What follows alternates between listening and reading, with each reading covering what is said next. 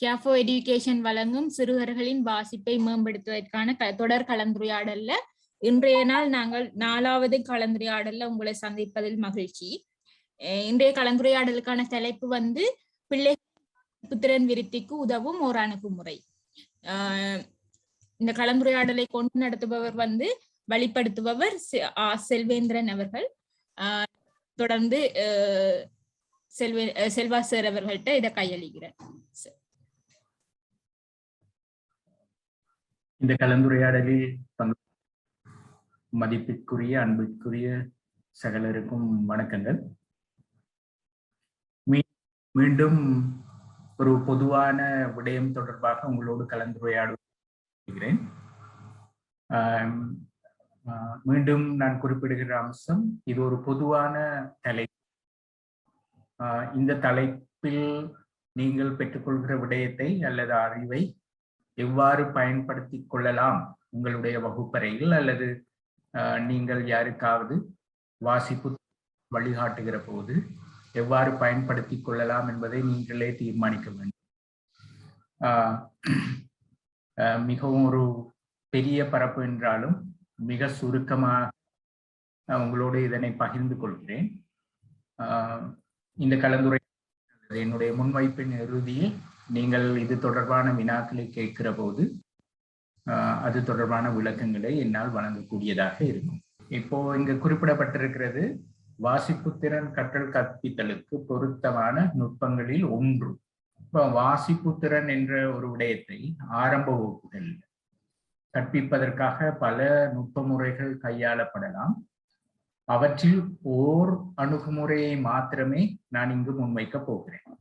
இந்த வாசிப்பு திறனோடு இந்த அணுகுமுறை மிகவும் பொருத்தமானதாக அல்லது வாய்ப்பானதாக அமையும் என்கிற காரணத்தினால்தான் தெரிவு செய்து இந்த நுட்ப முறையை உங்களோடு பகிர்ந்து கொள்ள நான் முயற்சிக்கிறேன். இது தொடர்பான புரிதலை ஏற்படுத்திக் கொள்ளுங்கள். சில உதாரணங்கள், நான் இந்த அணுகுமுறையை வகுப்பில் பயன்படுத்துவதற்கான சில உதாரணங்களை நான் முன்வைக்கிற போது நீங்கள் முன்னெப்போதும் அவ்வாறு செய்யாதிருந்திருக்கலாம், அல்லது அதோடு உங்களுக்கு அனுபவம் இல்லாதிருக்கலாம். ஒரு சேர்க்கை அனுபவம் பெற்ற வாய்ப்பு கிடைக்காமல் இருந்திருக்கலாம். அதன் காரணமாக நான் முன்வைக்கிற விடயம் புதிதாக இருக்கும். நீங்கள் அது தொடர்பாக கவலைப்படாதீர்கள். இந்த அணுகுமுறை தொடர்பாக ஒரு புரிதலை நீங்கள் பெற்றுக்கொண்டால் போதுமானது. அது தொடர்பாக மேலும் விளக்கம் பெறுவதற்கு பின்னாட்களில் நாங்கள் கலந்துரையாடுகிற பல அம்சங்கள் உதவியாக அமையும்.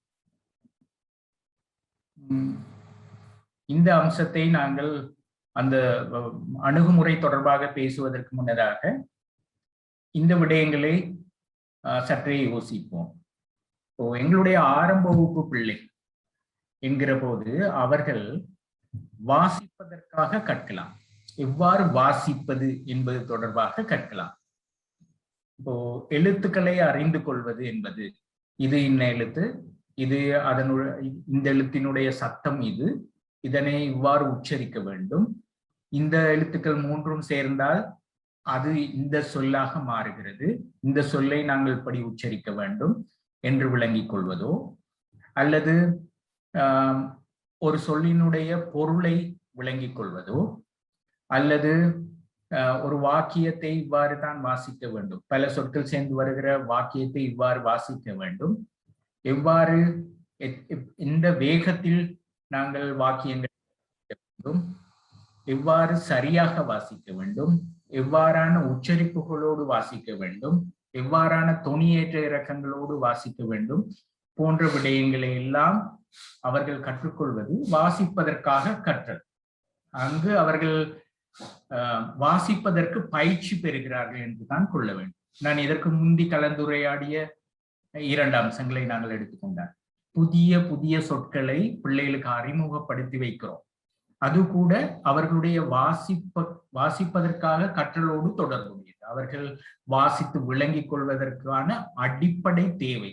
ஆகவே பெரும்பான்மையாக ஆரம்ப வகுப்புகளில் பிள்ளைகள் வாசிப்பதற்காக கற்கிறார்கள், வாசிப்பதற்குரிய அடிப்படை அம்சங்களை கற்றுக்கொள்கிறார்கள். இரண்டாவது விடயம் இருக்கிறது, கற்றலுக்காக வாசித்தல். இப்போ எங்களை எடுத்துக்கொள்ளுங்கள், நாங்கள் வளர்ந்தவர்கள், நாங்கள் புத்தகத்தை வாசிப்பதாக இருந்தால், அல்லது ஒரு பத்திரிகையை வாசிப்பதாக இருந்தால், அல்லது ஏதாவது ஒரு பத்திரிகையில் வருகிற கட்டுரை, அரசியல் கட்டுரையை வாசிப்பதாக இருந்தால், அது எங்களுடைய அறிவு விருத்திக்காக வாசிப்பது. எங்களுடைய ஏற்கனவே நாங்கள் அந்த விடயம் தொடர்பாக தெரிந்து வைத்திருக்கிற விடயங்கள் பரப்பை அதிகரித்துக் கொள்வதற்காக வாசிப்பது. அது கற்றலுக்காக வாசித்தல் என்று நாங்கள் அதனை சொல்லுகிறோம். இப்போ பெரிய வகுப்பில் கற்கிற பிள்ளைகள் எல்லாம் அவர்கள் புத்தகங்களை வாசிப்பது, அது அவர்களுடைய பாட புத்தகங்களாக இருக்கலாம், அல்லது பாட புத்தகங்களுக்கு வெளியில் மேலதிக புத்தகங்களாக இருக்கலாம், துணை நூல்களாக இருக்கலாம். இவற்றையெல்லாம் வாசிப்பது கற்றலுக்காக வாசிப்பது. அதாவது அவர்கள் எதை படிக்கிறார்களோ அதை விரிவுபடுத்திக் கொள்ள, அந்த அறிவை விரிவுபடுத்திக் கொள்வதற்காக வாசிப்பதாகும்.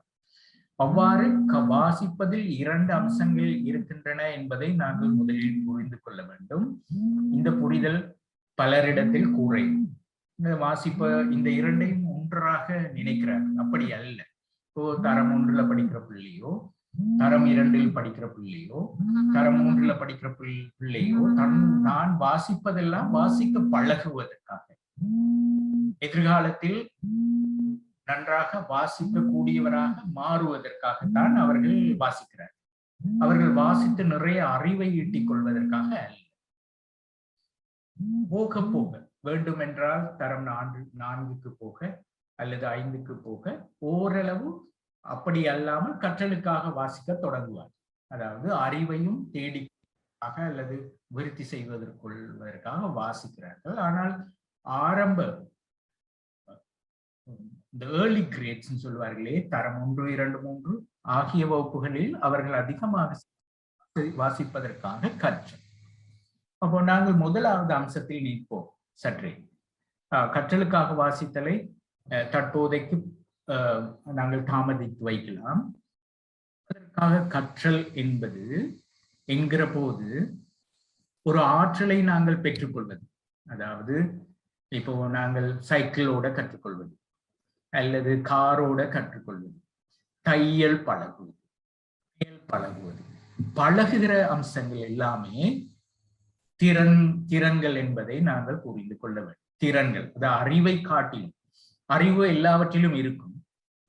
அறிவு சம்பந்தப்படாத எந்த அம்சங்களையும் மனிதரால் மேற்கொள்ள முடியாது. எதை செய்தாலும் அறிவு இருக்கும். ஆனால்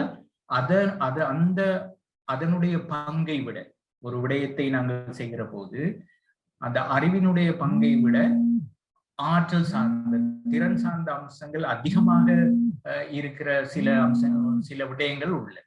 அப்போ அது திறன். அப்போ இந்த ஆரம்ப வகுப்புகள்ல பிள்ளைகள் மேற்கொள்வது வாசிக்கும் திறன் விருத்தி, வாசிப்பதற்கான திறன்களை பெற்றுக்கொள்வது. இப்போ உதாரணத்துக்கு நான் சொல்லுவேன், பா என்கிற எழுத்தை இனம் காண்பது என்பது அறிவு பெறுவது அல்ல, அதை பயன்படுத்துகிற ஆற்றலை பெற்றுக்கொள்வது. அதை புத்தகத்தில் கண்டால் அடையாளம் காண்பதற்கு, அதனை எழுதுவதற்கு, அது சேர்ந்து வருகிற அந்த எழுத்து வருகின்ற சொற்களில் அதனை சரியாக உச்சரிப்பதற்கு போன்ற ஆற்றல்களை பெற்றுக் கொள்வதற்காகத்தான் இந்த பா எழுத்தை நாங்கள் கற்பிப்போம். அப்போ அங்கு திறன், அதற்கு முக்கியத்துவம் அதிகமாக இருக்கிறது. அறிவு இல்லாமல் இல்லை, அறிவினுடைய பங்கும் அதில் உண்டு. இதனை கருத்தில் கொள்வோம். நாங்கள் மேலதிகமாக இந்த நான் முன்வைக்க போகிற அணுகுமுறை தொடர்பாக விளங்கிக் கொள்வது. பிள்ளைகளிடத்துல நாங்கள் உருவாக்க முயல்வது ஒரு கற்றல் கற்பித்தல் நடவடிக்கையில் செயல்முறையில் தேர்ச்சிகளை உருவாக்குவது. நான் இங்கு குறிப்பிட்டிருக்கிற அம்சங்கள் அதே மாதிரியாகத்தான் நீங்கள் தெரிந்து வைத்திருக்கிறீர்கள் என்று சொல்வதற்கு இல்லை. சில வேளை இதற்கு பதிலாக வேறு சொற்கள் பயன்படுத்தலாம். இங்கு நான் முன்வைக்கிற இந்த அம்சம் ஒரு ஆங்கில புத்தகத்தில் இருந்து பெற்றுக்கொண்டதனால் சற்றே வித்தியாசமாக தெரியலாம். ஆனால் அடிப்படையாக ஒரு தேர்ச்சி என்று நாங்கள் சொல்கிற அம்சம், காம்பிடன்சி என்று நாங்கள் சொல்கிற அம்சத்தில் இவை யாவும் இருக்கும். அதில் அறிவு இருக்கும், திறன் இருக்கும், இயலுமை இருக்கும், மனப்பாங்கு இருக்கும். அப்போ அறிவு என்பது சம்பந்தமாக ஒரு விளக்கம் நான் சொல்ல தேவையில்லை. ஒன்றை பற்றி நாங்கள் தெரிந்து கொள்வது, இலங்கையின் தலைநகரம் அது ஸ்ரீ ஜெயவர்தனபுர என்று நாங்கள் எங்காவது யாரோ சொல்ல கேட்கிறோம் அல்லது தெரிந்து கொள்கிறோம் என்றால் அது அறிவு சார்ந்த அம்சம். திறன் என்பது ஒன்றை கையாள்வதற்கு எங்களால் முடியுமாக இருந்தால் அது. இப்போ என்னால் எழுத்தை எழுத முடியுமாக இருந்தால் அல்லது எழுத்தை எழுதக்கூடியதாக எழுத முடியும், அது திறன். இயலுமை என்றால் அதை பிராக்டிகலாக செயல்முறையில் பயன்படுத்தக்கூடியது. இப்போ உதாரணத்துக்கு நான் கணிதத்தில் நாணயங்கள் தொடர்பாக கற்றுக்கொள்கிறேன். நான் ரூபா சதம் தொடர்பான கணக்குகளை செய்கிறேன் என்று எனக்கு சொல்லிக் கொடுக்கிறார் என்னுடைய ஆசிரியர் தரம் 3லேயோ தரம் 4லேயோ என்று வைத்துக் கொள்வோமே. நான் கடைக்கு போகிற போது, அங்கு பொருட்களை வாங்குகிற போது நான் வகுப்பில் கற்ற அந்த அம்சங்களை பயன்படுத்தக்கூடியவனாக இருந்தால் இயலுமையுடையவனாக மாறும். அதாவது திறன் இருக்கிறது என்பதற்காக, என்னில் வளர்ந்தது என்பதற்காக இயலுமை வந்தது என்று சொல்ல முடியாது. இப்போ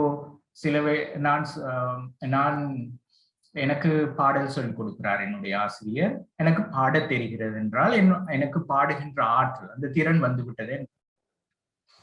என்னால் ஒரு மேடையில் பாட முடியாது போகிற போது அந்த இயலுமை வரவில்லை என்று அர்த்தம். அப்போ இயலுமை என்பது எந்த திறன் என்னிடத்தை வளர்ச்சி பெற்றதோ செய்யக்கூடியதாக இருப்பது.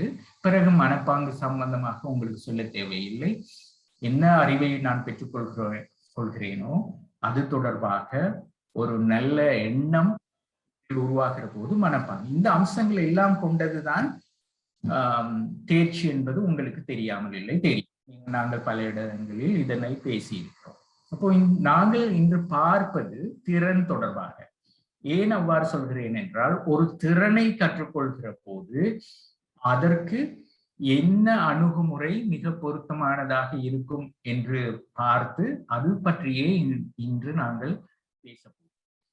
வாசிப்பு என்பது ஆரம்ப வகுப்புகளில், அதிலும் குறிப்பாக இந்த தரம் 1, 2, 3 போன்ற ஆரம்ப வகுப்புகளில், ஏர்லி கிரேட்ஸ், முன்னாரம்ப வகுப்புகளில் இந்த வாசிப்பு என்பது திறனுக்குரியது. அங்கே அதிகமாக அவர்கள் கற்றுக்கொள்வது திறன் சார்ந்த அம்சங்கள் வாசிப்பை பொறுத்தளவு.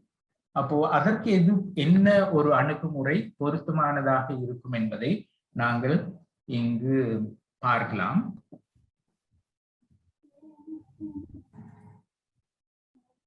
All teachers want their students to become strong, independent learners. I do, we do, you do is a very effective to help them succeed. I remember my first experience with this strategy. My mom made the most delicious rice. I had no idea how she did it, but I wanted to learn her secret. I'd watch her make the rice every night, but still didn't quite understand how she did it. She noticed me watching her and asked me if I'd like to learn, and I said yes. So the next night, we made the rice together. And that's what we did for the next few days. Finally, my mom said I had been doing such a good job that I could make the rice all by myself. My mom pointed out to me how I learned it so well. She explained, first I did it and you watched. Then we did it together. And now you can do it on your own. I do, we do, you do. A few days later, I noticed my little brother watching me make the rice. Would you like to learn the secret? I asked. He said yes. So I taught him the same way my mom taught me. The strategy worked so well that now I use it to teach my brother all kinds of useful things. I just remember to use I do, we do, you do.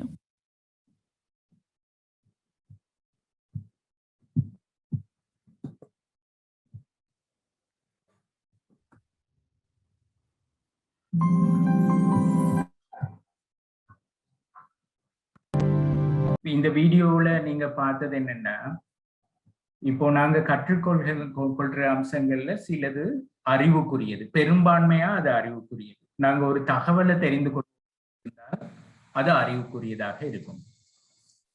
சில அம்சங்கள் அது அந்த திறனுக்குரியவை என்றால் நாங்க செய்து கற்றுக்கொள்ள வேண்டிய ஒரு அம்சங்களாக இருக்கும். அது நான் முதல்ல சொன்னது போல நாங்க ஒரு பட்டம் கட்டுவதாக இருக்கலாம், அல்லது சமையலா இருக்கலாம், தையலாக இருக்கலாம், அல்லது சைக்கிள் ஓடுவதாக இருக்கலாம். இது பெரும்பான்மையாக ஈடுபட்டு கற்றுக்கொள்வதற்குரிய அம்சங்களாக இருக்குது. அப்படியான அம்சங்களை நாங்க திறன் அதிகம் கொண்டதாக, அதுல அறிவு கிடையாது என்பதில்லை, திறன் அதிகமாக கொண்டதாக அமையும்.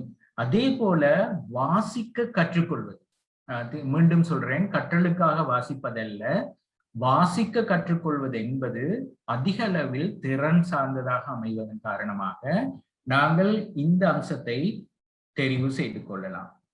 இப்போ அதனை நாங்கள் சொல்வோம் மெதுவாக கற்றல் பொறுப்பை கையளித்து. ஆசிரியரும் மாணவர்களும் கற்றல் கற்பித்தல் சூழலுக்குள்ளே இருப்பார். வகுப்பறையில ஆசிரியர் மாணவர் இந்த கற்றல் நடைபெறுகிற இடத்தில் இருக்கிற போது அந்த கற்றல் பரிமாற்றம் ஆசிரியரிடத்துல இருந்து அந்த ஆற்றல் பிள்ளைக்கு போய் சேர்கின்ற அல்லது கையளிக்கப்படுகின்ற அம்சத்தை நாங்கள் மெதுவாக கற்றல் பொறுப்பை கையளித்தல் என்று சொல்வோம்.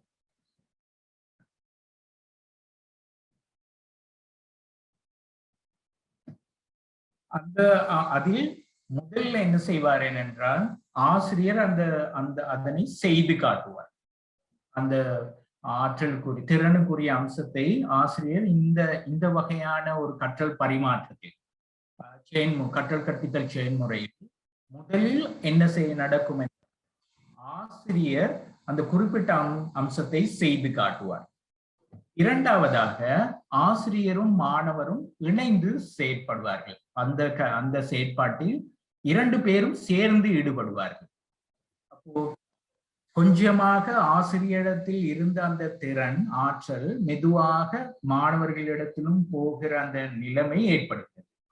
பிறகு என்ன நடக்கிறது என்றால், முற்றிலுமாக மாணவர் சுயமாக அந்த கற்றலில் ஈடுபடுவார். இதில் எழுத்துப்பிழை சுயமாக கற்றலில் ஈடுபடுவார். அப்போ இதன் நன்றாக பார்த்துக் கொள்ளுங்க. முதலில் அதிகமாக இந்த அம்சத்தை தெரிந்து வைத்திருப்பவர் அல்லது அந்த திறமை கொண்டவராக இருப்பவர் ஆசிரியர். அப்ப அதை முதலில் என்ன செய்வார் என்றால், அதற்குரிய உதாரணம் நான் பிறகு சொல்லி காட்டுகிறேன். ஆசிரியர் செய்து காட்டுவார். அப்ப அந்த சந்தர்ப்பத்துல அங்க பிள்ளைக்கு அந்த விடயம், அந்த ஆற்றல், அந்த திறமை தெரியாது இருக்கும். பிறகு என்ன செய்வார்கள், ஒரு சின்ன அளவிலான பரிமாற்றம் போய்விடுமே, அதாவது ஆசிரியர் செய்து காட்டிய பிறகு பிள்ளைக்கு கொஞ்சம் அது சம்பந்தமாக தெரிய வந்தது. அப்போ என்ன செய்வார்கள், ஆசிரியரும் மாணவரும் சேர்ந்து அந்த செயற்பாட்டில் ஈடுபடுவார்கள். ஈடுபட்ட பிறகு பிள்ளையிடத்துல அந்த ஆற்றல் அதிகமாக பிறகு பிள்ளை என்ன செய்வார், தானாக அந்த ஆற்றலில் ஈடுபடுவார், அந்த திறனில் ஈடுபடுவார். இவ்வாறு வாசிப்புக்குரிய எல்லா அம்சங்களும், ஆரம்ப வகுப்புகளில் வாசிப்புக்குரிய எல்லா அம்சங்களும் நான் சொல்கிறேன்.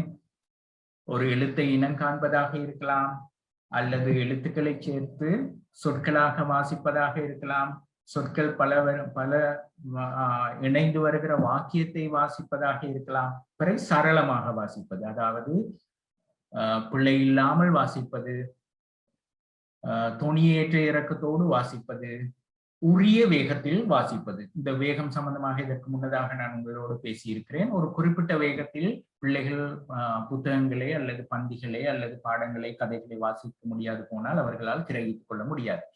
அந்த அம்சமாக இருக்கலாம், அல்லது புதிய சொற்களை தெரிந்து கொள்வதற்காக இருக்கலாம், அல்லது ஒரு பந்தியையோ ஒரு கதையையோ வாசித்து அந்த கதையில் கேட்கப்படுகிற வினாக்களுக்கு விடை கூறுவதாக இருக்கலாம், அல்லது அவர்கள் கற்றுக்கொண்ட எழுத்தை எழுதுவதாக இருக்கலாம், சொல்லை எழுதுவதாக இருக்கலாம். சொல்வதெழுதுதல் ஆசிரியர் மேற்கொள்கிற போது கேட்டு எழுதுவதாக இருக்கலாம், அல்லது ஒரு வாக்கியம் எழுதுவதாக இருக்கலாம். இந்த மாதிரியான எல்லா அம்சங்களிலும் இவை எல்லாவற்றிலும் அறிவை விட திறன் அதிகமாக காணப்படுகின்றமையால் அறிவு இல்லாமலே இல்லை, அறிவுடைய பங்கை விட அதனுடைய பெர்சன்டேஜ் திறன் அதிகமாக இருப்பதன் காரணமாக இவ்வாறு மெதுவாக கற்றல் பொறுப்புகளை பிள்ளைகளுக்கு கையளிக்கும் ஒரு முறை மிக பொருத்தமானது என்று ஆய்வாளர்கள் கருதுகிறார். உங்களுக்கு தெரியும், வகுப்பறையில் நாங்கள் பின்பற்றுகிற முறை அது குழு முறையாக இருக்கலாம், விளையாட்டு முறையாக இருக்கலாம், அல்லது விரிவுரை முறையாக இருக்கலாம், அல்லது வெவ்வேறு உத்தி முறைகள் எதை கையாண்டாலும் கூட அவை பலர் மேற்கொண்ட ஆய்வுகள், பல கொள்கைகள், கோட்பாடுகள் என்பவற்றின் பின்னணியில் வருவது. அவ்வாறு இந்த அம்சமும் பல ஆய்வுகளூடாகவும் பல உளவியலாளர்களுடைய கண்டுபிடிப்புகளூடாகவும் வந்தது. அதிலும் குறிப்பாக திறன்களை பிள்ளைகள் கற்றுக்கொள்ளுகிற போது இந்த அணுகுமுறை பொருந்தும் என்று கண்டுபிடிக்கப்பட்டுள்ளது.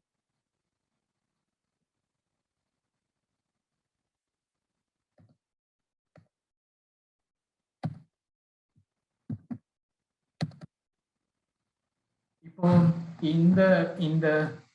இந்த வட்டங்களில் உள்ள அம்சங்களை பற்றி பேசுவோம். விகோட்ஸ்கி உட்பட இன்னும் சில உளவியலாளர்களால் முன்வைக்கப்பட்ட கருத்தின் அடிப்படையில் இந்த அம்சங்கள் இங்கு காட்டப்படுகின்றன. நாங்கள் பேசுகிறோம். கடந்த முறை புதிய சொற்களை கற்பிப்பது, பிள்ளைகளுக்கு எவ்வாறு கற்பிப்பது என்பது தொடர்பாக கலந்துரையாடினோம். அந்த நேரத்திலும் இந்த அம்சத்தை நான் குறிப்பிட்டிருக்கிறேன். இப்போ பிள்ளைகளுக்கு ஏற்கனவே தெரிந்த அம்சங்கள் இருக்கும். அவர்களுக்கு நாங்கள் சொல்லிக் கொடுக்காமலே, பெரிய முயற்சி எடுக்காமலே கற்றுக்கொள்கின்ற அம்சங்கள் உள்ளன. இப்போ உதாரணமாக வீடு என்கிற ஒரு சொல்லை நாங்கள் முனைந்து முயற்சி எடுத்து பிள்ளைகளுக்கு கற்றுக் கொடுக்க வேண்டிய அவசியம் இல்லை. ஏனென்றால் அவர்களுக்கு வீடு என்கிற சொல் பரிச்சயமானது. அவர்களுக்கு அந்த எழுத்துக்கள் தெரிந்தால் மாத்திரம் போதும் வாசிப்பார். அப்ப வீடு என்றால் அதனுடைய பொருள் சொல்லிக் கொடுக்க வேண்டிய அவசியம் இல்லை, அவர்களுக்கு தெரியும். அவ்வாறான சில அம்சங்கள் பிள்ளைகளிடத்தில் ஏற்கனவே உள்ளன. இப்ப உதாரணத்துக்கு சொல்ல போனால், பிள்ளைகள் மொழியை கற்றுக்கொள்கிற போது மொழியில் இருக்கிற அவர்களுடைய தாய்மொழியில் இருக்கிற சத்தங்கள் எல்லாம் அவர்களுக்கு தெரியும். புதிதாக சொல்லிக் கொடுக்க வேண்டிய அவசியம் இல்லை, அவர்களுக்கு தெரியும். இன்னொரு அம்சம் இங்கு ஒரு வளர்ந்தவர், அது ஆசிரியராக இருக்கலாம், அல்லது வயதில் மூத்தவராக இருக்கலாம், அல்லது இந்த பிள்ளையை விட அந்த விடயத்தை அதிகமாக தெரிந்து கொண்டவராக இருக்கலாம். அவருடைய வழிகாட்டலோடு கற்றுக்கொள்கிற அம்சங்கள் உள்ளன. இப்ப உதாரணத்திற்கு, இப்ப வீடு என்பதற்கு இன்னொரு ஒத்த சொல் இருக்கிறது என்று நாங்கள் வைத்துக் கொள்வோமே, அது இல்லம் என்றால், அந்த இல்லம் என்ற சொல் அவருக்கு சொல்லிக் கொடுக்கப்பட வேண்டும். அவருக்கு தெரியாது. இதற்கு முன் அந்த சொல்லை அவர் பயன்படுத்தியதில்லை, அல்லது அதற்குரிய பொருள் தெரியாது என்றால் அதை சொல்லிக் கொடுக்க வேண்டும். அதற்கு ஒரு வழிகாட்டல் தேவை இருக்கும். அது ஒரு வளர்ந்தவர், ஆசிரியர் அல்லது ஒரு வளர்ந்தவர், தெரிந்தவர் சொல்லிக் கொடுக்க வேண்டும். அதை உளவியலாளர்கள், விகாஸ்கி உட்பட சில உளவியலாளர்கள் சொல்கிறார்கள் zone of proximal development என்று சொல்கிறார்கள். அண்மிய விருத்தி வலயம் என்று தமிழில் மொழிபெயர்க்கிறார்கள். இந்த அம்சம் ஒன்று இருக்கிறது. அப்போ ஒரு பிள்ளைக்கு தான் தெரிந்த அம்சத்திற்கும் தெரியாத அம்சங்களுக்கும் இடையில ஒரு சின்ன ஸ்பேஸ் இருக்கிறது, தெரிந்து கொள்ள வேண்டிய பகுதி இருக்கிறது. இதுதான் அவருக்குரியது. இன்னொரு வளையம் இருக்கிறது, வழிகாட்டல் இருந்தாலும் கற்றுக்கொள்ள முடியாது. வழிகாட்டல் ஏனென்றால் அது அவர்களுடைய வயது மட்டத்திற்கோ அவர்களுடைய முதிர்ச்சி மட்டத்திற்கோ பொருந்தாதவை இருக்கலாம். அவற்றை நாங்கள் வழிகாட்டலோடு சொல்லிக் கொடுத்தாலும் கூட அவர்களுக்கு போய் சேராது. அந்த அம்சங்கள் இருக்கு. அப்ப நாங்கள் என்றைக்கும் தெரிவு செய்கிற ஒரு பகுதி இதுவாக இருக்கு. அதனை ZPD என்று சொல்வார்கள், zone of proximal development. இந்த பகுதிக்காக, இந்த பகுதியை செய்வதற்கு நான் பிள்ளைக்கு ஒருவர் துணை செய்ய வேண்டும். துணை செய்கிறவர் யார்? இந்த அம்சம் தொடர்பாக தெரிந்தவர். அது அவருடைய சகோதரர்களாக, மூத்த சகோதரர்களாக இருக்கலாம், வீட்டில் இருக்கிற பெரியவர்களாக இருக்கலாம், ஆசிரியர்களாக இருக்கலாம். அவர்கள் வழிகாட்டலோடு அவர்கள் இங்கு எப்படி வழிகாட்டுவார்கள் என்றால், அவர்களுக்கு அதை ஸ்கேஃபோல்டிங் என்று சொல்வார்கள். அவர்களுடைய மட்டத்தில் இருந்தே வழிகாட்டுவார்கள். அவர்களுடைய மட்டம் கொஞ்சம் உயர்கிற போது அந்த மட்டத்துக்கு போய் உதவுவார்கள். அவர்களுடைய மட்டம் அதை விட கொஞ்சம் மேலே போகிற போது அந்த மட்டத்துக்கு போய் உதவி செய்வார்கள். நான் ஒரு ஆசிரியர், ஆரம்ப வகுப்புல படிப்பிக்கிற தரம் 1லயோ 2லயோ படிப்பிக்கிற ஆசிரியர் என்று வைத்துக் கொண்டால், நான் அவருக்கு எழுத்தை கற்பிக்கிற போது அந்த எழுத்தோடு அவரோடு அந்த எழுத்துக்குரிய மட்டத்தில் நான் நிற்பேன். இப்போ நானும் அந்த நேரத்தில் அந்த எழுத்தை எழுதுபவனாக, அந்த எழுத்தை உச்சரித்து பழகுபவன் போல அவருடைய மட்டத்தில் இருந்தே சொல்லிக் கொடுப்பேன். அப்படி சொல்லிக் கொடுத்து தான் அவருடைய மட்டத்துக்கு கொண்டு செல்லப்படுகிறது. இதனை விளங்கிக் கொள்ளுங்கள். நீங்கள் ஆரம்ப வகுப்புகளில் ஆசிரியர்கள் கற்பிப்பதை மனதில் இருத்தி கொண்டு அதை கேளுங்கள். நான் இது தொடர்பான சந்தேகங்களை நாங்கள் நிவர்த்தி செய்வோம். நாங்கள் இது தொடர்பாக இது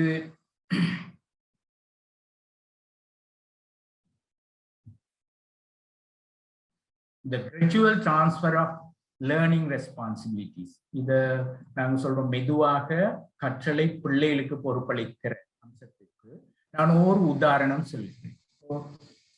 இன்றைக்கு தான் நாங்கள் ப என்கிற எழுத்தை பிள்ளைக்கு கற்றுக் கொடுக்க போகிறோம் என்று வைத்துக் கொள்ளுங்கள். நான் சொல்கிற மாதிரியான உதாரணத்தில் வகுப்பில் யாராவது கற்பிக்காமல் இருக்கலாம். நீங்கள் அதை பொருட்படுத்தாதீர்கள். இங்கு நான் சொல்வது ஒரு உதாரணம். ஆனால் அப்படி கற்பித்தால் மிக நல்லது, அது வேறு விடயம். சில அணுகுமுறைகள் உள்ளன பிள்ளைகளுக்கு வாசிப்பு கற்பிப்பதற்கு. அவற்றில் இருந்து எடுத்த ஒரு ஒரு அம்ச உதாரணத்தை தான் நான் உங்களுக்கு சொல்கிறேன். இப்போ ப எழுத்தை தான் பிள்ளைக்கு முதலாக நீங்கள் ஆசிரியர் கற்றுக் கொடுக்க போகிறீர்கள் என்று வைத்துக் கொள்வோம். இப்போ முதலாவது ப என்பது நாங்கள் இன்றைக்குமே தெரிந்ததிலிருந்து தெரியாததுக்கு போக வேண்டும். அப்போ அவரிடத்துல நான் ஏற்கனவே சொன்னேன், ப என்கிற சத்தம் அவருக்கு தெரிந்தது, அவருக்கு தெரியாதது அல்ல. ஏனென்றால் அவர் பயன்படுத்துகிறார். அவருடைய மொழியில் ப சத்தம் இருக்கிறது. ஆனால் அவர் தரம் 1ல படிக்கிற பிள்ளையாக நீங்கள் வைத்துக் கொள்ளுங்கள். அவருக்கு ப எழுத தெரியாது, பவினுடைய வடிவம் தெரியாது, வரி வடிவம் தெரியாது. ஆனால் ஒளி வடிவம் அவருக்கு பரிச்சயமானது. ஏனென்றால் அவர் வீட்டில நன்றாக பயன்படுத்துகிற ஒரு சத்தம் தான் அது. படலை என்று அவர் பேசுவார், பட்டம் என்று சொல்லக்கூடும், பங்கு என்று சொல்லக்கூடும். அவருக்கு அந்த ப பிரச்சனை இல்லாத சத்தம், அவருக்கு தெரிந்த சத்தம். அப்ப நாங்கள் தெரிந்ததிலிருந்து ஆரம்பிப்பதாக வைத்துக் கொள்வோமே. நான் இப்போ ப எழுத்தை ஒரு ஆசிரியர் முதலாக பிள்ளைக்கு எவ்வாறு அறிமுகப்படுத்தி வைக்கிறார் இந்த முறையில் என்று நான் உதாரணம் சொல்றேன். இப்போ அவர் எப்படி ஆரம்பிக்கிறார் என்றால், பிள்ளைகளே, இன்றைக்கு நாங்கள் ஒரு புதிய சத்தத்தை படிக்க போகிறோம். அறிமுகம் அது. அப்போ அவர் இது எக்ஸ்பிளிசிட் டீச்சிங், ஒரு வெளிப்படையான முறை. அப்போ பிள்ளைகள் எதிர்பார்ப்போட இருக்கிறாங்க. ஒரு புது சத்தத்தை, புது எழுத்தை டீச்சர் இன்னைக்கு படிப்பிக்க போறாங்க. ஸோ நான் இன்றைக்கு இன்றைக்கு நாங்க படிக்க போறது ஒரு புதிய சத்தம். அந்த சத்தம் ப. டீச்சர் மட்டும்தான் நாங்க கதைக்கிறாங்க, பிள்ளைகள் கேட்டுக்கொண்டு இருக்கிறார்கள். சரி, ப சத்தத்தில் தொடங்குற 2 சொற்களை நான் உங்களுக்கு சொல்ல போகிறேன். பட்டம். இந்த சொல் ப சத்தத்தில் தொடங்குகிறது. படலை. இந்த சொல் ப சத்தத்தில் தொடங்குகிறது என்று ஒரு டீச்சர் என்ன செய்யறாங்க, செய்து காட்டுகிறார். அதாவது ப சத்தத்தை சொல்லி காட்டி அதில் தொடங்குகிற 2 சொற்களை அவர் சொல்லி காட்டுகிறார். இந்த சத்தமும் இந்த சொற்களும் பிள்ளைகளுக்கு தெரிந்தவை. இப்போ பிள்ளைகளை தன்னோடு சேர்த்துக் கொள்கிறார். 2வது கட்டம், பிள்ளைகளை தன்னோடு சேர்த்துக் கொள்கிறார். ஆசிரியரும் மாணவரும் இணைந்து செயற்பட போகிறார்கள். அப்போ ஒரு இன்ஸ்ட்ரக்ஷன் ஆசிரியர் கொடுக்கிறார். இப்போ ப என்கிற சத்தத்தையும் அதற்குரிய சொற்களையும் என்னோடு சேர்ந்து நீங்களும் சொல்லுங்க என்று சொல்கிறார். ப என்று சமகாலத்தில் டீச்சரும் பிள்ளைகளும் சேர்ந்து சொல்லணும். அது பிள்ளைகளுக்கு பழக்கப்பட்டு இருக்க வேண்டும். ஆசிரியர் முன்னால சொல்ல மாட்டார். ஆசிரியர் சொல்லி கேட்டுட்டு பிள்ளைகள் சொல்ல மாட்டார்கள். அது ஏற்கனவே நடந்தது. இப்போ ஆசிரியரும் பிள்ளைகளும் சேர்ந்து சொல்கிறார்கள். ஒருவேளை ஆசிரியர் என்ன செய்வார், முன் வரிசையில உள்ள பிள்ளைகளை முதல்ல அவரோடு சேர்ந்து சொல்லுவார். அடுத்த வரிசையில உள்ளவர்களை அடுத்து சேர்ந்து சொல்லுவார். அப்படி செய்வார். சரி, ப சத்தத்தில் தொடங்குற முதலாவது சொல்லை இப்போ என்னோடு சேர்ந்து சொல்லுங்க. பட்டம். அந்த சமகாலத்துல பிள்ளைகளும் சேர்ந்து சொல்றாரு. இப்ப 2வது சொல்லை சேர்ந்து சொல்லுங்க. படலை. அப்ப இரண்டாவது சொல்லையும் சேர்ந்து அவர்கள் சொல்லிவிட்டார். அப்போ ஆசிரியரும் மாணவரும் இணைந்து செயற்படுகிற அந்த கட்டம் வந்தது. இப்ப 3வது கட்டம், மாணவர்கள் சுயமாக சொல்ல போகிறார். சரி, இப்போ எல்லாரையும் கூச்சலிட வைக்க முடியாது வகுப்புல. அப்போ ஆசிரியர் என்ன செய்கிறாருன்னா எழுமாற்றாங்க. இப்போ நான் சொல்கிறவர் சொல்ல வேண்டும். நாங்கள் இன்றைக்கு கற்ற சத்தம் என்ன? ஒரு பிள்ளை சொல்றார். நீங்க சொரூபன், நீங்க சொல்லுங்க. பல தொடங்குகிற முதலாவது சொல் என்ன சொன்னேன்? பட்டம். அவர் சொல்றார். 2வது சொல் என்ன? படலை. அவர் சொல்றார். அப்போ அங்கு யாரெல்லாம் ஆசிரியர் பெயர் குறிப்பிடுறாரோ அவர்கள் சொல்கிறார்கள். பிறகு சரி, இப்போ நான் கேட்கிறவங்க ப சத்தத்துல தொடங்குற இன்னொரு சொல் சொல்லணும். அப்போ அவர் குறிப்பிடுறார். தாரகா, நீங்க சொல்லுங்க. அப்ப அவர் விரும்பினார். ஏன்னா அந்த இடத்துல பிள்ளைகள் சுயமாகத்தான் சொல்ல போகிறார்கள். அவர் சொல்றாரு ஏதாவது. பந்து. ஓ, வெரி குட். சரி, நீங்க சொல்லுங்க மஞ்சுளா என்றதும் மஞ்சுளா சொல்றாங்க. பசி சொல்கிறார் அல்லது ஏதாவது சொல்றார். இன்னொரு சரி, குமார் நீங்க சொல்லுங்க. பகீரதன். அவருடைய வகுப்புல இருக்கிற ஒரு பிள்ளட பேரை தான் சொல்றார். ஆனால் ஓகே, ஏன்னா நாங்க கேட்டது பல தொடங்குற ஒரு சொல். ஓகே, இது இப்போ ப சத்தம் இவர்களுக்கு கிளியர். நாங்க இதனுடைய 2வது மட்டத்துக்கு போகிறோம். இப்போதான் எழுத்தை நாங்கள் அறிமுகப்படுத்த போகிறோம். சரி, இப்போ இங்க எல்லாருக்கும் ப சத்தம் தெரியும். இப்போ ப சத்தத்துக்குரிய எழுத்தை நாங்கள் படிக்க போகிறோம். அப்போ டீச்சர் ஏற்கனவே ப எழுத்தினுடைய கார்டு வைத்திருக்கிறார், அட்டை வைத்திருக்கிறார். இதுதான் ப எழுத்து. இதனுடைய சத்தம் ப. அப்ப டீச்சர் என்ன செய்கிறார்? டெமோ பண்றார், திரும்பவும் செய்து காட்டுகிறார். அவர் ப எழுத்தை காட்டுகிறார், பவ உச்சரிக்கவும் செய்கிறார். இப்போ இது ப எழுத்து, இதனுடைய சத்தம் ப என்று சொல்கிறார். இப்போ நீங்க என்னோடு சேர்ந்து சொல்லுங்க அப்படின்னு அவர் வேணுமென்னா கொஞ்சம் க்ரௌடா இருந்தா முழு பிள்ளைகளையும் அல்லது முதல் வரிசையோ அல்லது அவர் குறிப்பிட்ட வரிசையில் இருக்கிற பிள்ளைகளை நினைத்துக் கொள்ளலாம். அப்போ என்னோடு சேர்ந்து சொல்லுங்க. இது ப. அவர்களும் சேர்ந்து சொல்கிறார்கள். இது ப. பவ மட்டும்தான் சொல்றார்கள். இது அவங்க சொல்ல தேவையில்லை. அவங்க ஒரு சின்ன பட்டிஸோட எதை சொல்லணும், எதை மட்டும் சொல்லணும்ன்றது பிள்ளைகளுக்கு பழகி போகும். அப்போ இது ப. இதனுடைய சத்தம், இது ப எழுத்து, இதனுடைய சத்தம் ப என்று அவர்கள் சொல்கிறார். சரி, நாம இப்போ கேட்கிறவங்க சொல்லுங்க அப்படின்னா பிள்ளைகளை குறிப்பிட்டு அவங்களும் இதே மாதிரி சொல்வார்கள். இது ப எழுத்து, இதனுடைய சத்தம் ப. பிறகு இப்ப பவ முதலாவதாக பிள்ளைக்கு நாங்கள் அறிமுகப்படுத்துவோமாக இருந்தால், இப்போ டீச்சர் என்ன செய்வாங்க, பிளாக் போர்ட்ல இதை எழுதி காட்டுவாங்க. பிறகு பிள்ளைகளும் டீச்சரும் சமகாலத்துல எழுதுவார்கள். டீச்சர் பிளாக் போர்ட்ல எழுதுவாங்க, பிள்ளைகள் அவர்களுடைய பயிற்சி புத்தகத்தில் ப எழுதுவார்கள், சொல்லிக்கொண்டே எழுதுவார்கள் என்று வைத்துக் கொள்வோம். பிறகு பிள்ளைகள் தாங்களாகவே எழுதுவார்கள், அவர்கள் பயிற்சி புத்தகத்துல பவை எழுதுவார்கள். ஆசிரியர் என்ன செய்வார், வகுப்பறையில போய் எல்லாவற்றையும் பார்ப்பார். இப்படி எந்த அம்சங்களையும், எந்த வாசிப்புக்குரிய எல்லா அம்சங்களையும், நான் இன்னொரு அம்சத்தையும் உதாரணத்துக்கு சொல்கிறேன், சகல அம்சங்களையும் இங்க உதாரணம் காட்ட முடியாது, நான் இன்னொரு அம்சத்தை உதாரணத்துக்கு சொல்கிறேன். இன்றைக்கு நாங்கள் புதிய சொல்லொன்றை சொல்லிக் கொடுக்க போகிறோம். இப்போ புதிய சொல்ல ஒன்றை எப்படி சொல்லிக் கொடுப்பது என்பது தொடர்பாக நான் இதற்கு முந்தி உங்களோடு கலந்துரையாடி இருக்கிறேன். சரி, இப்போ அந்த கட்டம் வருகிறது.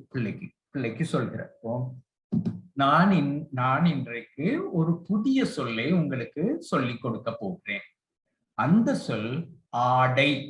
அப்போ டீச்சர் என்ன செய்யலாம், அது ஆடை என்று எழுதி காட்சிப்படுத்தலாம் அல்லது அட்டையை காட்டலாம். நாங்கள் இன்று ஒரு புதிய சொல்லை கற்றுக்கொள்ள போகிறோம். அந்த சொல் ஆடை என்று சொல்கிறேன்.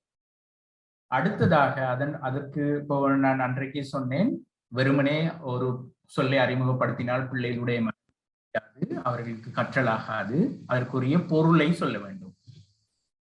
ஆடை என்றால் நாங்கள் உடுத்துகிற உடை என்று ஒரு விளக்கம் கொடுக்கிறார். அதுதான் எளிய விளக்கமாக இருந்தால், அது இடத்திற்கு இடம், வகுப்புக்கு வகுப்பு, பிரதேசத்திற்கு பிரதேசம் வேறுபடலாம். ஆனால் ஒரு எளிய விளக்கம் ஒன்று கொடுக்க வேண்டும். அப்ப அதை சொல்லும். ஆடை என்றால் நாங்கள் உடுக்கின்ற உடை. அது ஆசிரியர் இப்போ பிள்ளைகள்லாம் பார்த்து கொண்டிருக்கிறார்கள். பிறகு பிள்ளைகளும் ஆசிரியரும் சேர்ந்து இந்த சொல்லை கூறப்போகிறார்கள். அப்போ இன்றைக்கு நாங்கள் கற்றுக்கொண்ட புதிய சொல் என்ன? ஆடை. பிள்ளைகளும் ஆசிரியரும் சேர்ந்து சமகாலத்தில் சொல்கிறார்கள். ஆடை என்றால் நாங்கள் உடுத்துகின்ற உடை. அப்போ பிள்ளைகள் அவரோடு சேர்ந்து சொல்றாங்க. சரி, இப்போ பிறகு டீச்சர் என்ன செய்யறார், ஒரு எழுமாறா சில பிள்ளைகளிடத்துல கேட்கிறார், நாங்கள் என்ன புதிய சொல்லை கற்றுக்கொண்டோம்? அப்போ சொல்றாரு, அந்த பெயர் குறிப்பிடுற அந்த பிள்ளை சொல்றார், செல்வா நீங்க சொல்லுங்க. அப்போ செல்வா சொல்றார் ஆடை. ஆடை என்றால் என்ன? ஆடை என்பது நாங்கள் உடுக்கின்ற உடை. சரி, இப்போ அது ஒரு கட்டம். பிறகு நான் அன்றைக்கு சொன்னது போல ஒரு புதிய சொல்லை சொல்வதாக இருந்தால் அந்த சொல்லை உச்சரிக்க செய்ய வேண்டும், அதற்குரிய பொருளை சொல்ல வேண்டும். மூன்றாவது ஒரு வாக்கியம் சொல்ல வேண்டும். அன்றைக்கு நான் அதை மிக தெளிவாக சொன்னேன். ஒரு வாக்கியத்தில் வைத்து தொடர்பு படுத்தினால்தான் மூளையில் பதியும்.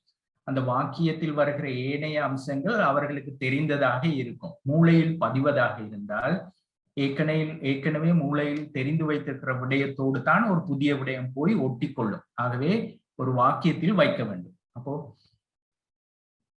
நான் இப்போ ஆடை என்கிற சொல்லை வைத்து ஒரு வாக்கியம் சொல்ல போகிறேன்.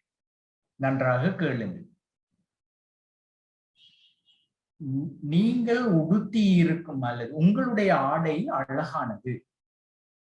உங்களுடைய ஆடை அழகானது என்று டீச்சர் மட்டும் சொல்றாங்க. சரி, இப்போ என்னோட சேர்ந்து சொல்லுங்க. ஆடை. உங்களுடைய ஆடை அழகானது. சரி, பிள்ளைகளும் டீச்சரும் சேர்ந்து சொல்லிட்டாங்க. இப்போ மூன்றாவது பிள்ளைகள் தாங்களாக மாத்திரம் சொல்றாங்க. நீங்க வேணா எக்ஸ்டெண்ட் பண்ணலாம். அது எப்படி எக்ஸ்டெண்ட் பண்றதுன்றது சம்பந்தமா நான் இன்னும் கொஞ்சம் சொல்றேன். மூன்றாவது கட்டத்துக்கு போற நேரம். சரி, இப்போ சொல்லுங்க. ஆடை. ஆடை என்பது நாங்கள் உடுத்துகின்ற உடை. நீங்கள் பெயர் குறிப்பிடுகிற பிள்ளை சொல்லுகிறார். இப்போ இதுல பார்த்தீங்களா இருந்தா ஒரு ரிப்பீட்டிஷன் தான் போகுதே ஒழிய பிள்ளை தாங்களாகவே செய்கிற ஒன்று இல்லை என்பது உங்களுக்கு புரிகிறது. அது எங்கு நடைபெற வேண்டும்? மூன்றாவது கட்டத்தில் நடைபெற வேண்டும். சரி, இப்போ நான் உங்களை சோடியாக்க போறேன் அப்படின்னு ரெண்டு பேராக்கி நீங்க என்ன செய்யணும், ஒரு வாக்கியத்தை உங்களுடைய நண்பருக்கு சொல்லணும். நண்பர் உங்களுக்கு ஒரு வாக்கியம் சொல்வார் ஆடை என்ற சொல்லுக்கு என்று சொன்னதும் அப்போ என்ன செய்வார்கள், சோடிகள் ஒருவர் மற்றவருக்கு சொல்லுவார். சொன்ன பிறகு நீங்க என்ன செய்யலாம், சரி நீங்க எல்லாரும் உங்களுடைய நண்பர்களுக்கு இது என்ன காரணம் இப்படி ஒரு ஏற்பாடுன்னு சொன்னா, இப்போ உங்களுடைய வகுப்பறையில 40 பிள்ளைகள் இருப்பார்கள்னா 40 பிள்ளைகளும் உடைய வாக்கியங்களை நீங்க கேட்க முடியாது, அதற்கான ஏற்பாடு. அப்போ நாங்க என்ன செய்யறோம், கேட்கிறோம். சரி, நான் பெயர் குறிப்பிடுறவங்க வாக்கியம் சொல்ல. அப்போ நீங்க சுமதி நீங்க சொல்லுங்க என்றதும் அவர் ஆடை தொடர்பாக அவர் உருவாக்கின ஒரு வாக்கியம் சொல்லுவார். இன்னொரு மாணவர்கிட்ட கேட்கிற போது அவர் உருவாக்கின வாக்கியம் சொல்லுவார். இப்போ இதுல என்னண்டா சில பிள்ளைகள் என்ன செய்வார்கள், நாங்கள் ஒரு வாக்கியம் சொல்கிறோமே அந்த வாக்கியத்துக்கு சமமான வாக்கியங்களை சொல்ல பார்ப்பார்கள். இப்போ நான் உதாரணத்துக்கு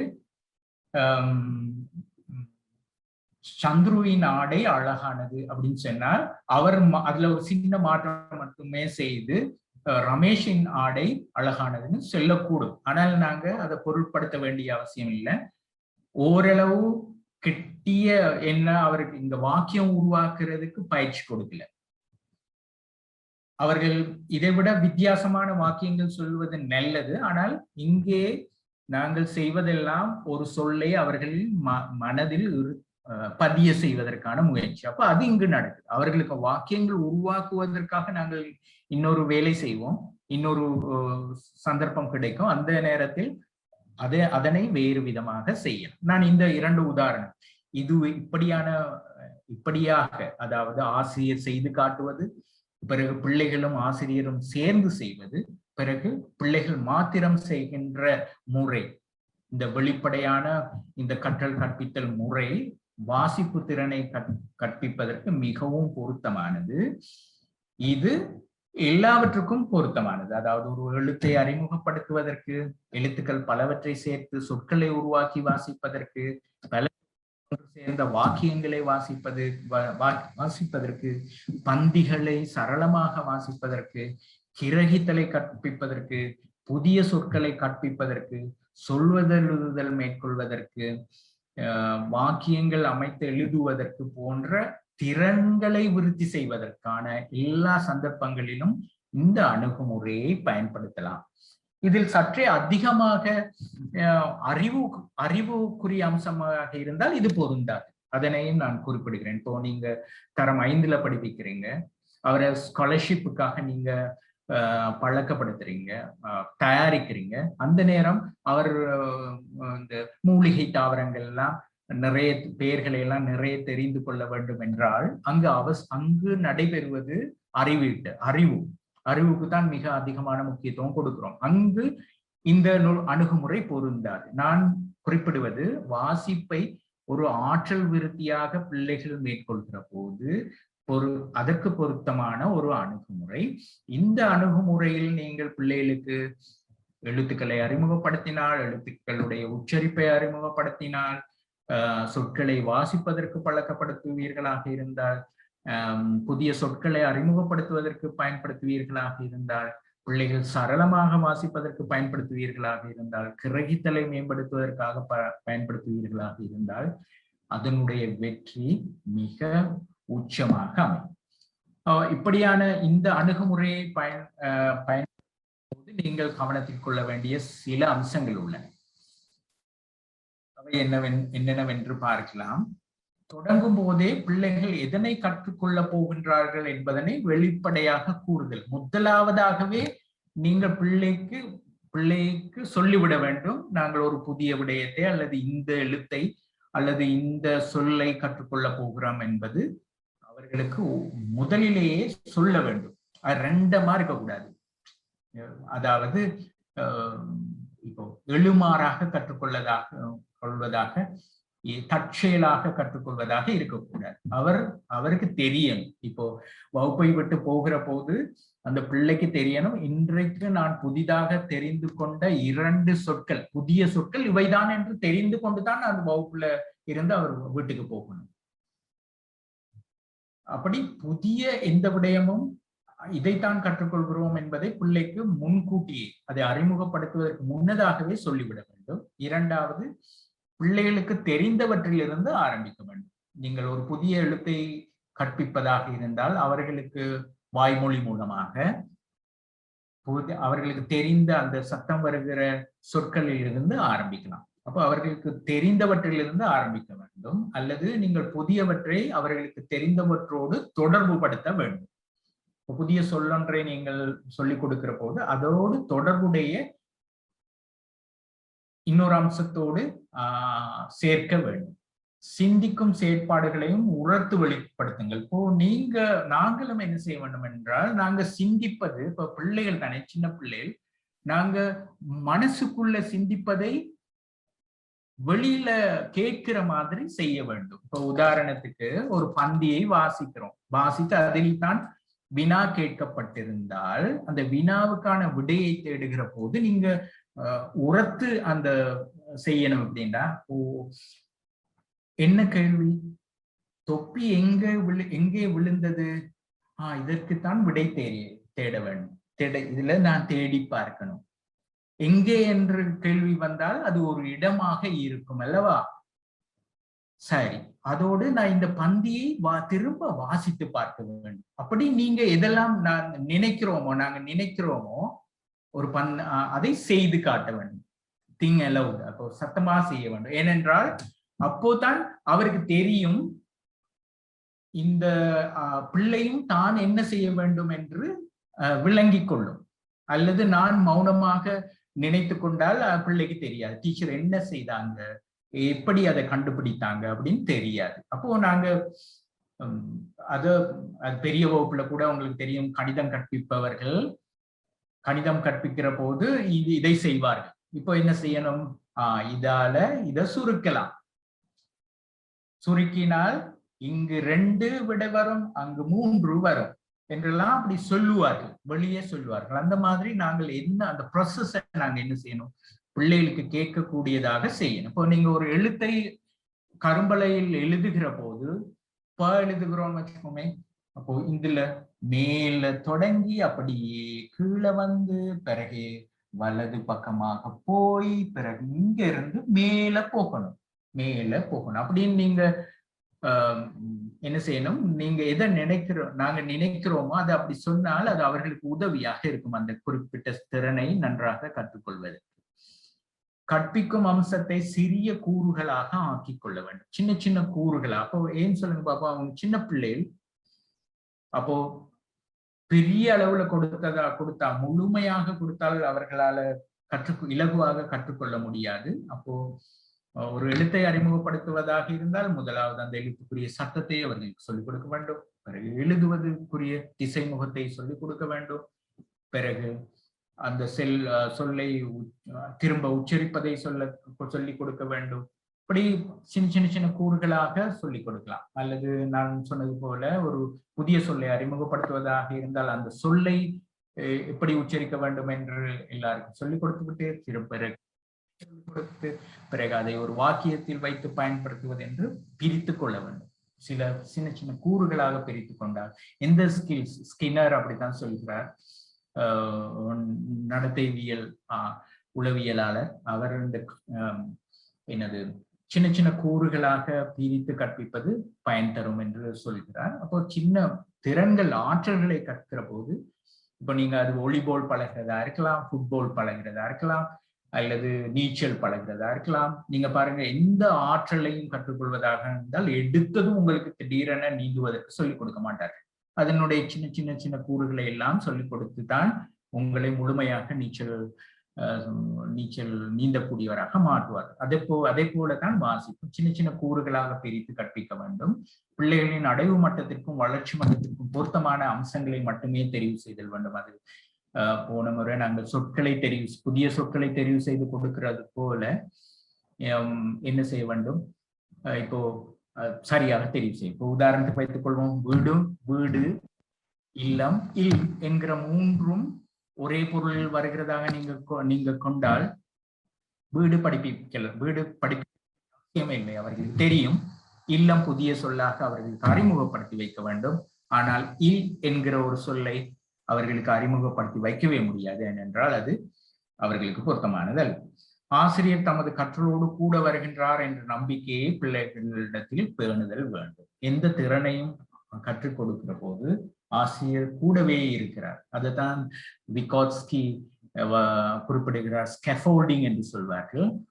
இப்போ ஒரு சுவரை கட்டி எழுப்புகிற போது நீங்கள் கொத்தனார் எப்படி மேசன் பாஸ் எப்படி கட்டுகிறார் என்றால், முதல்ல நிலத்துக்கு மட்டத்துல சுவர் இருக்கிற போது நிலத்துல நின்றவாறு அதை கட்டி எழுப்புகிறார். ஒரு குறிப்பிட்ட உயரம் வந்ததுக்கு பிறகு என்ன செய்வார்கள், அதற்கான ஒரு ஸ்கேஃபோல்டிங் அமைப்பார்கள். அதில் நின்று அதிலிருந்து ஏறி இருந்து கட்டுவது. பிறகு அதை விட உயரமாகிற போது அதை விட சற்று உயரமான இடத்துக்கு போய் நின்று அதற்குரிய மட்டத்தில் நின்று அந்த சுவரை எழுப்பி கொண்டு போவார்கள். அந்த ஸ்கேஃபோல்டிங் இருக்க வேண்டும். ஆசிரியர் பிள்ளை எந்தெந்த மட்டத்துக்கு போகிறாரோ அந்த மட்டத்திற்கு தன்னை உயர்த்தி கொண்டு அதே மட்டத்தில் இருக்க வேண்டும். அதே மட்டத்தில் இருந்து கற்பிக்கிற போது பிள்ளைகள் நம்பிக்கையோடு இருப்பார்கள், ஆசிரியர் என்னோட இருக்கிறார். நான் சில உதாரணங்கள் குறிப்பிட்டேன். இனி உங்களுடைய பொன்னான கேள்வி.